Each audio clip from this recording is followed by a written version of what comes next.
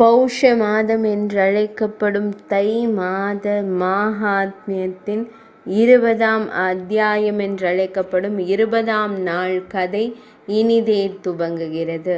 பகவான் ஸ்ரீமன் நாராயணரின் வாக்கிலிருந்து திருததன்வாவின் முழு பிறப்பு கதையை செவிமடுத்த பின்னர் நாரத மாமுனிவர் பகவான் ஸ்ரீ நாரணனிடம் கேட்கத் துவங்கினார். துறவி மன்னர் திருததன்வா வால்மீகி முனிவரிடம் என்ன கூறினார் என்று சுதாஜி கூறினார். எனவே தயவு செய்து எனக்கு கூறுங்கள். நாரத மாமுனிவர் மன்னர் திருததன்வா வால்மீகி முனிவரிடம் கூறத் துவங்கியது யாது?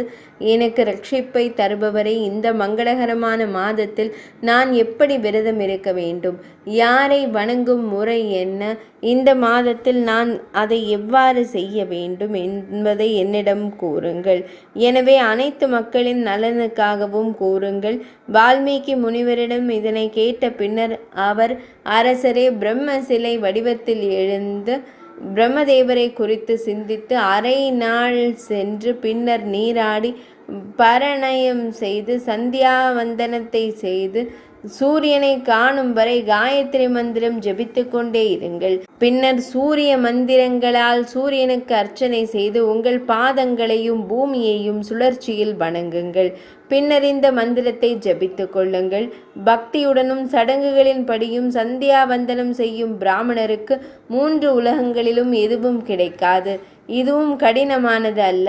இந்த சடங்குகள் அனைத்தும் நாள் முழுவதும் இவ்வாறு தினசரி சடங்குகளை செய்த பின்னர் பகவான் ஸ்ரீஹரியை வணங்கி தொடங்கி தன்னை தூய்மைப்படுத்தி கொண்ட பின்னர் விரதத்தை நிறைவேற்றுவதற்காக மாட்டு சாணம் தடவிய தூய வட்ட சதுர நிலத்தில் அரிசியால் 8 இதழ்களை கொண்ட தாமரையை உருவாக்கி பின்னர் தங்கம், வெள்ளி அல்லது செம்பு அல்லது களிமண்ணால் செய்யப்பட்ட துளைகள் இல்லாத ஒரு புதிய தூய பானையை எடுத்து அந்த வட்டத்தில் வைக்கவும். பின்னர் அந்த பானையை புனித நதியின் நீரால் நிரப்பவும்.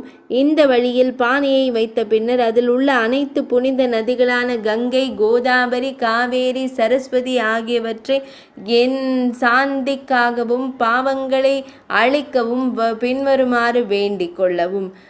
பின்னர் மந்திரங்களுடன் பானையை ஜபித்து கந்த, அக்ஷத, நைவேத்திய மற்றும் புதிய மலர்களை அர்ப்பணித்து பின்னர் மஞ்சள் துணியால் சுற்றப்பட்ட ஒரு செப்பு தகட்டை பானையில் வைக்கவும். பின்னர் அந்த தட்டில் தெய்வங்களான ஸ்ரீ ராதா கிருஷ்ணரின் சிலையை வைக்கவும்.